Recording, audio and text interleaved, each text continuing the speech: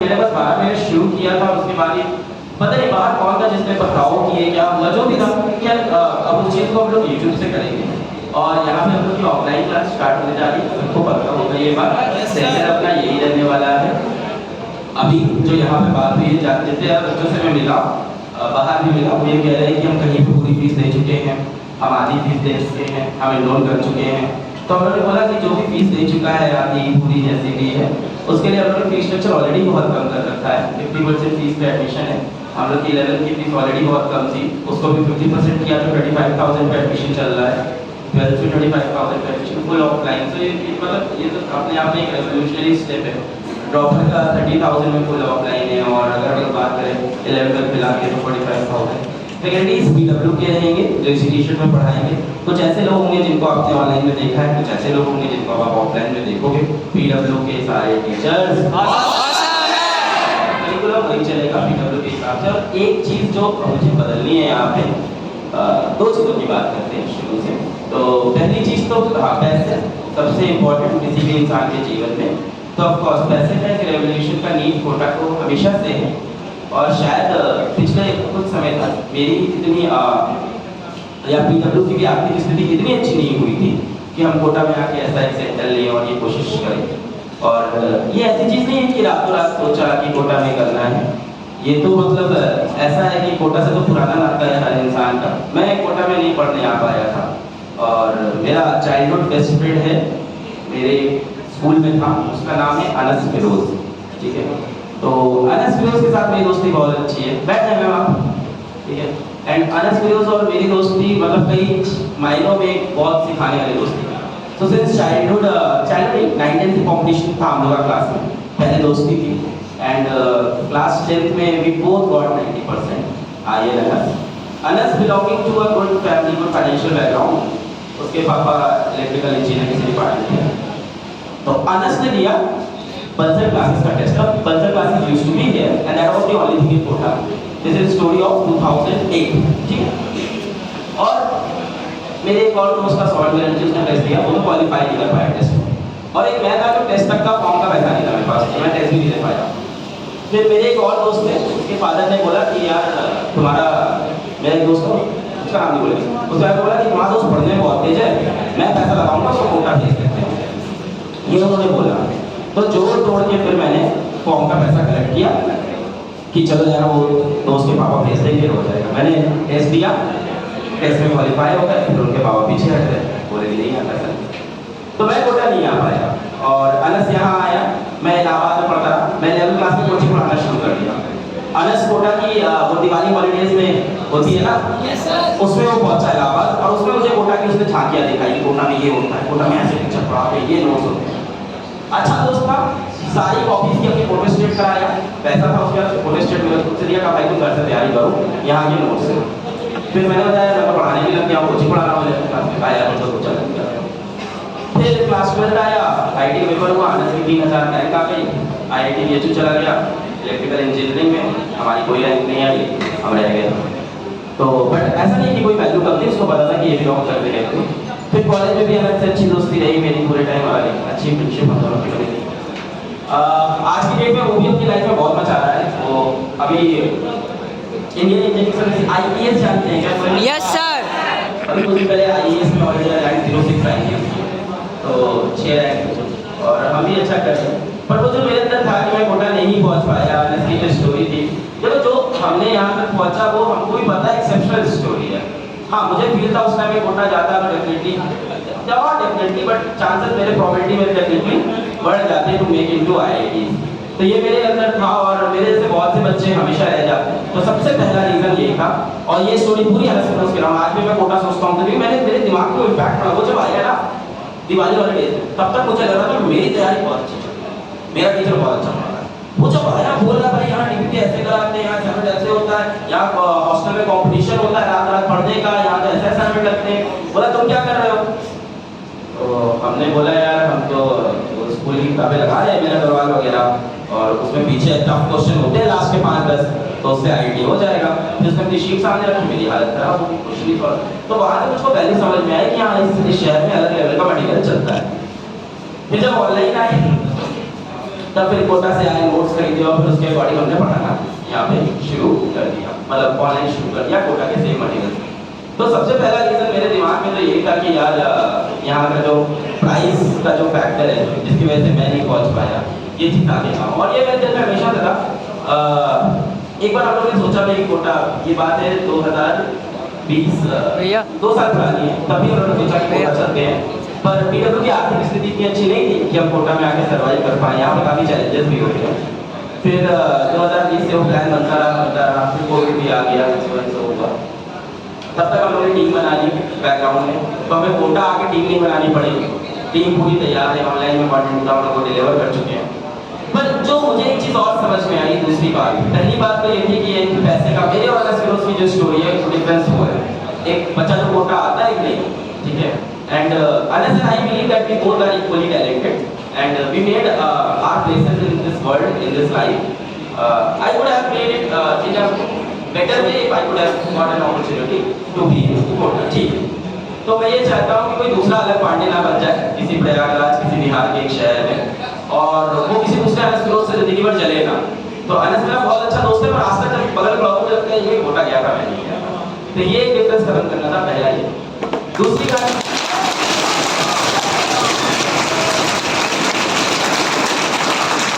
दूसरी जो प्रॉब्लम समझ में आई, एक प्रॉब्लम भी बहुत बड़ी है, और वो प्रॉब्लम है कि बच्चे के लेवल पे उतर के पढ़ाना। जब हम ऑनलाइन में आए तो बहुत से लोग का कंटेंट मैंने देखा, ऑनलाइन में से कम ही लोग थे, कुछ बड़े बड़े इंस्टीट्यूट्स ने भी अपना कंटेंट डाला था, ये नहीं थे। तो मैंने वो कंटेंट देखा, मैंने कहा यार ये तो बच्चे को समझ में नहीं आ रहा होगा एकदम, ये तो हवाइयाँ उड़ रही हैं। और वो वीडियो में क्लियरली ये बोल भी रहे हैं, तेरे बस का नहीं है ये समझना। मैंने कहा पढ़ा के रहा है, उसके बस का नहीं है तो उसी के तो खड़े हो आप। फिर वो कह रहे हैं ऐसा क्वेश्चन कराएंगे खुद से होगा नहीं, फिर क्या मतलब हुआ उससे होगा नहीं। तो ये एक एटीट्यूड मुझे देखा जो मुझे नहीं लगा कि एक नॉर्मल बच्चे के लिए वो एटीट्यूड सही है। अगर आप ये कहते हो कि भीड़ में से 100 बच्चा आईटी में सेलेक्ट होगा, सही है, पर आप कहते हो कि वो 100 बच्चे की ही औकात है सेलेक्ट होने की, तो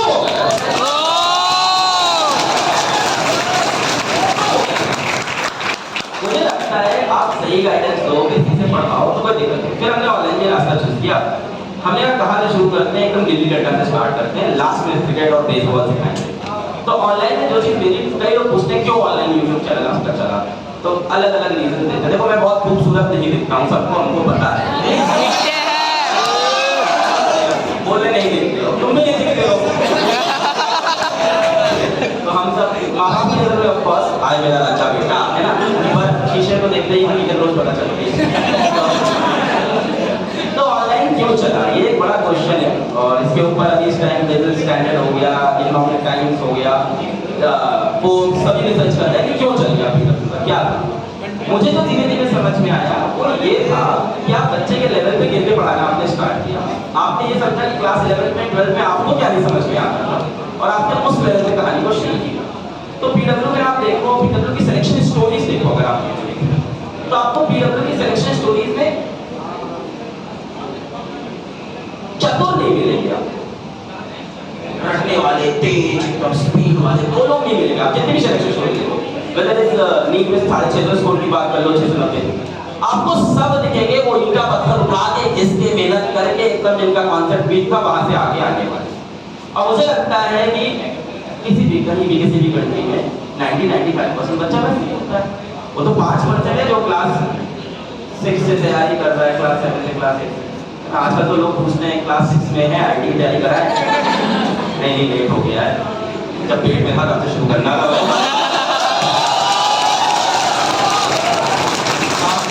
काफी लेट है ये तो क्लास में, अब से देखते हैं कोई पीछे का एनआईटी मिल जाए तो बहुत हो सकता हो वैसे बच्चों। पर पीडब्ल्यू बेसिकली उन बच्चों के लिए है और उन जैसे छात्रों के लिए जो अलग पांडे जैसे थे, पढ़ाई में ठीक ठीक थे, एक सपोर्ट चाहिए था। और जैसे हम सब अगल बगल है, कितने बच्चों को लगता है कि उनके बेसिक्स कमजोर है, हम सबको लगता है, हम सबको लगता है ना।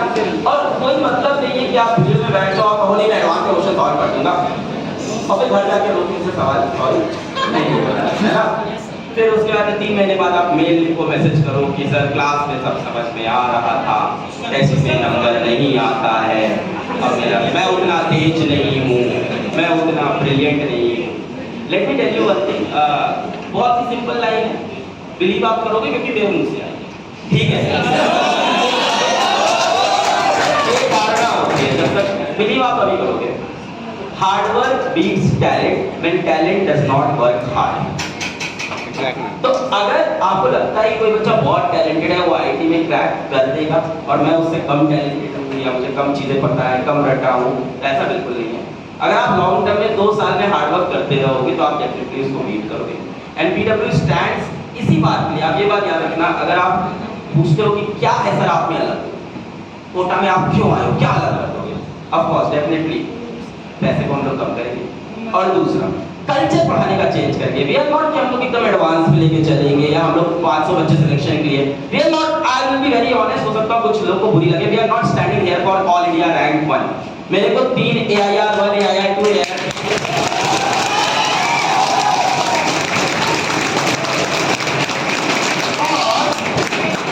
17 साल का बच्चा है, सोशल मीडिया पे अवेयर है, लोगों को लगता है उनको पता नहीं रैंक कैसे खरीदी बेची जाती है।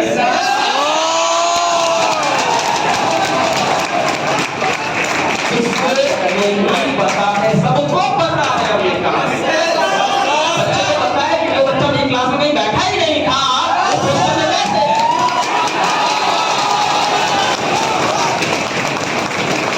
अब यहाँ all India rank 1, all India rank 2, all India rank, भाई उसकी AIR 1 वैसे भी आनी थी, वो तुमसे पढ़ता किसी से भी पढ़ता, उसकी रैंक कहीं मत उठाओ आप कम से कम। हम यहाँ उन बच्चों में खड़े हैं जो अभी नीट की, अगर मैं करूँ नीट फिजिक्स मैंने 2 साल, पिछले 2 साल लगातार पढ़ा, या जेई की बात करेंगे, हम उन बच्चों के खड़े हैं जिनके नीट फिजिक्स में भी मान लो 30 नंबर आ रहे हैं, जिनके 20 नंबर आ रहे हैं।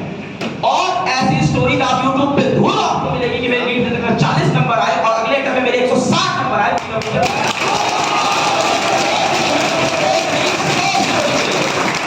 और ऐसे चैनलों पे मिलेगी जिनका नाम नहीं पता होगा, मतलब आप ये भी नहीं कह सकते कि अलग सर पे डलवाइए स्टोरी, मतलब ऐसी स्टोरी होती है जो मुझे भी YouTube पे देख के पता चलती है।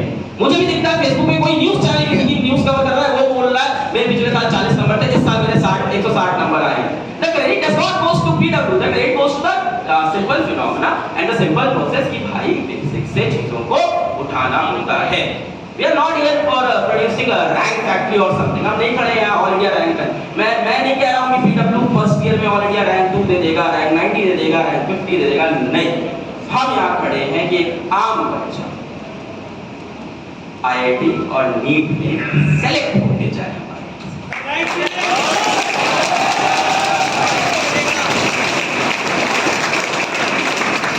तो ये 2 विजन के हम लोग यहाँ पे खड़े हैं। ये 2 ही बातें हैं जो हमारे लिए सबसे इंपॉर्टेंट है। पहला है कि आप ऑफलाइन कोचिंग कोटा में कर पाओ, पैसा किसी भी बच्चे की शिक्षा की राह में बाधक नहीं बनेगा, इसका जिम्मेदारी PW ले।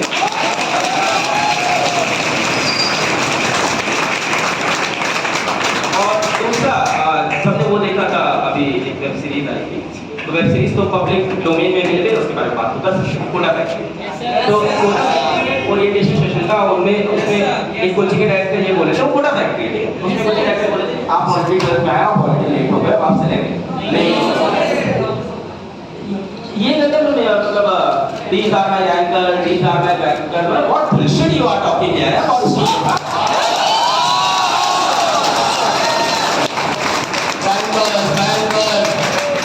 भाई कोई बच्चा देश का भविष्य बनेगा, हो सकता है कल को कोटा का DM भी बन जाए आपके। आज हो सकता है फालतू की बातें कर ले जाए, कल हो सकता है लाइफ में यहाँ खड़े हो जाओ मेरे ऊपर और फिर बोलो अरे बेटे अब बदले का वक्त आ गया है। So we are not that, हम लोग एकदम वहीं से आए हैं, उन्हीं घरों से आए हैं।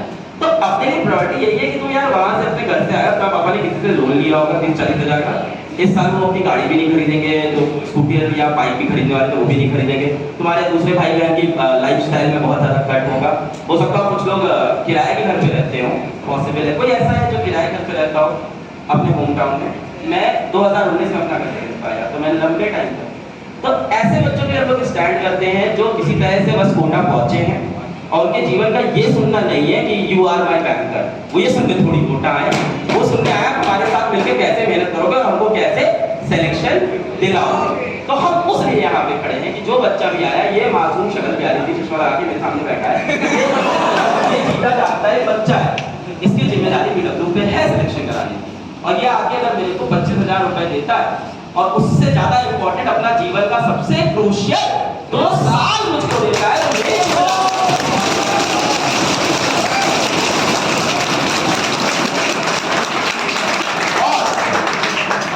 आपके बारे में नहीं बोल रहा, भगवान न करे किसी दिन जब कोई बच्चा नहीं सेलेक्ट होगा तो वो अकेले नहीं रोएगा, पीडब्ल्यू के साथ बैठ के रोएगा। इन 2 साल में इस बात की कोई गारंटी नहीं कि आप सेलेक्ट हो जाओ, मैं एकदम क्लियर बोल रहा हूँ। हाँ, इन 2 साल में कोई गारंटी नहीं आप सेलेक्ट हो जाओ, पर इन 2 साल में अगर आपने मेहनत करना सीख लिया तो आप जीवन में पहुंचोगे।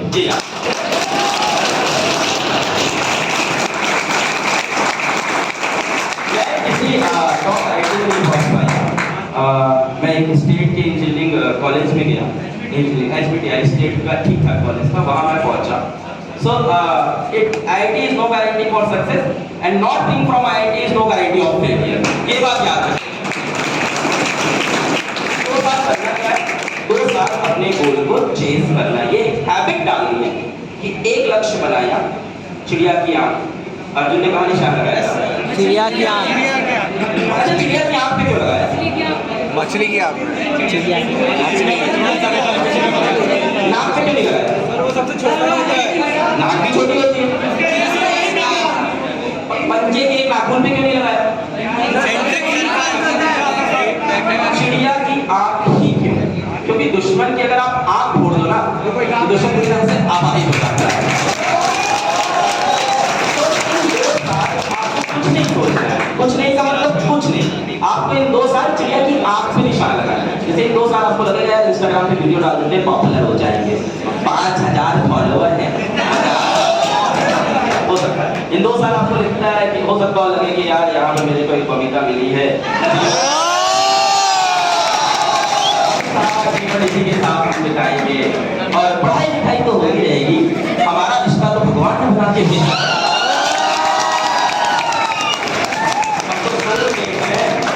और आजकल एक और वर्ड चला है, ट्विन फ्लेम है, जो बच्चे ट्विन फ्लेम नहीं जानते बोलते हैं सदियों सदियों से रिश्ता चला है, उपवास है, वो ध्यान से सुन रहा है, सोच भी रहा है, अच्छा तभी तो इस तरह की चीजें बीच में आएगी और इनको बोलते हैं डिस्ट्रैक्शन। इस तरह की चीजें बीच आएंगी, पर आप अगर दुश्मन की आंख आज नहीं फोड़ पाए ना तो कल भी आप जीवन में हर स्टेप पे खुद को बहाना दो और जीवन में किसी भी गोल को आप चेज नहीं करोगे। तो अभी आपका काम सिर्फ होना चाहिए कि अपने छोटा सा गोल है, आईटी गोल बहुत बड़ा गोल नहीं होता, छोटा सा गोल होता है, उस गोल पे आपको फोकस करना है और पीडब्ल्यू के साथ मिलकर दिन रात मेहनत करनी है और अपने सिलेक्शन को ठीक है। पंकज सर को मैं माइक हैंड ओवर करूंगा। पंकज सर यहाँ पे